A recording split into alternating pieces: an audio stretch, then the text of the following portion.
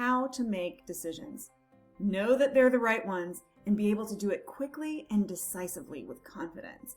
Does that sound good? We make decisions all day long. What to have for breakfast, what to do first, what to wear, little decisions like that sometimes aren't that big of a deal, but our decision-making abilities develop through those little bitty steps. If we don't know how to make the small decisions, then the big ones will overwhelm us.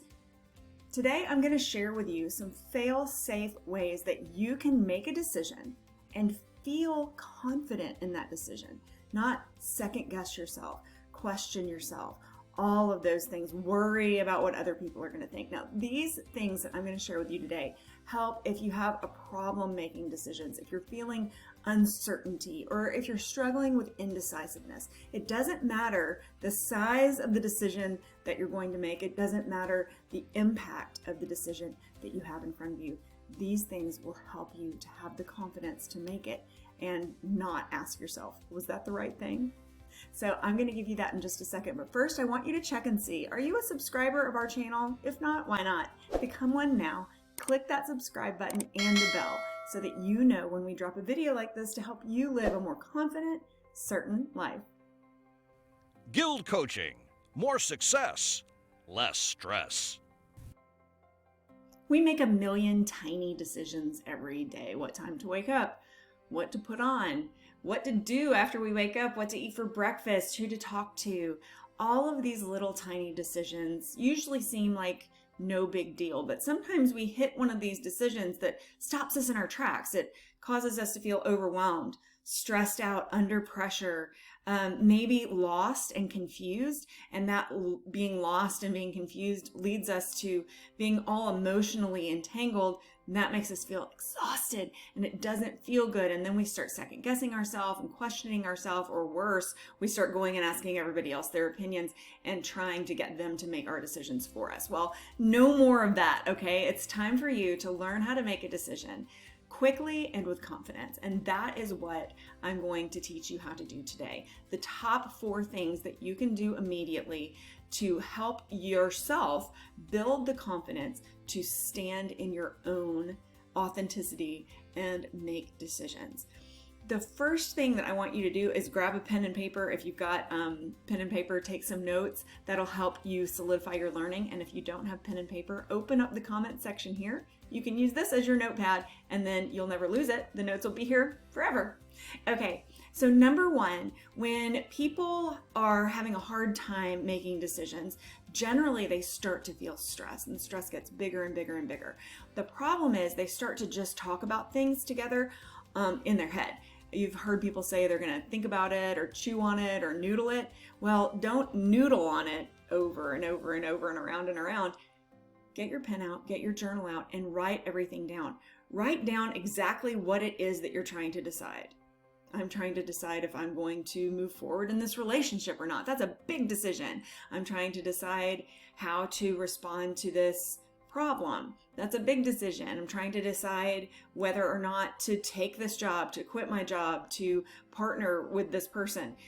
All of these are huge decisions. Write it down. When we're just thinking about things, think about it like the monster under your bed. The monster under your bed, oh my gosh, you can't see him, but so your imagination goes wild. Maybe he has teeth and fangs and, whatever.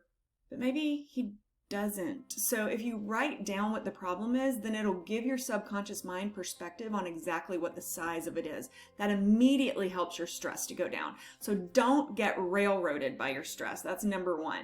You can write everything down, write down exactly what it is that you're trying to solve, and then give yourself time, if you can, to solve it. Don't allow other people's perceived deadlines to dictate your actions. I'm going to say that again. Don't allow other people's perceived deadlines to dictate your actions. When people ask you a question, when they want a decision from you, they're ready for the decision, so they want it right then. If at all possible, give yourself the time. That's number 2. Give yourself time. You need to be able to work through this, but not in such a way that it's mounting your stress, in such a way that you know that you're going to be comfortable with the outcome. Many times when people give you a deadline, it's flexible. Sometimes it's not. So sometimes this one isn't really an option, but usually it is. Make sure that you're giving yourself time. Weigh the pros and cons of everything. I've seen people make pro and con lists. And while you're doing that, pay specific attention to the cons and ask yourself this question. This is number 3, weigh the pros and cons. And then I guess number 4, ask yourself this question. What is the worst thing that could happen? Usually the stress that mounts when we're making decisions is mounting because we think that the worst thing that could happen is a lot worse than it actually is. So writing it down again puts it in perspective for your subconscious mind. Okay, as you're doing that, weigh everything against your values. You know who you are. You know what you want.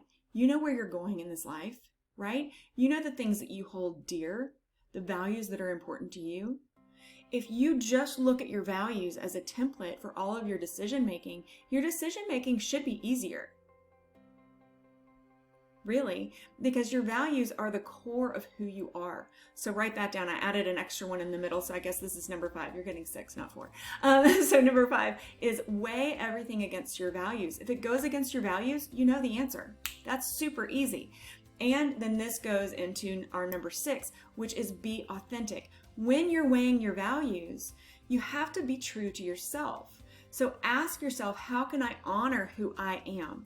If you are being truly authentic and honoring who you are, then you can't possibly be doing anything else than honoring others, because honoring ourselves is honoring others because we're modeling authenticity.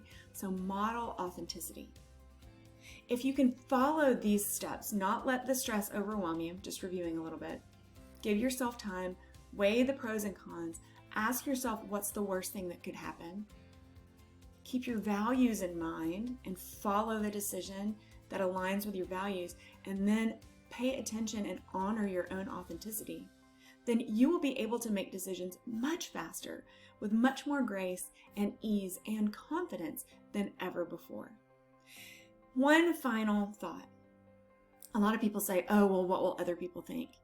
If you're honoring your values and you're honoring your own authenticity, it really doesn't matter what other people think. Because at the end of the day, you're the person who falls asleep inside the shell of your beautiful body. You're the person who has to be accountable to the reflection on the other side of the mirror. And so the person's opinion who you really need to pay attention to is your own. If this has been of help to you, give me a thumbs up, and also make sure to check, and if you're not a subscriber yet, click that button and that little bell so that you'll know the next time that we drop a video to help you live a better life.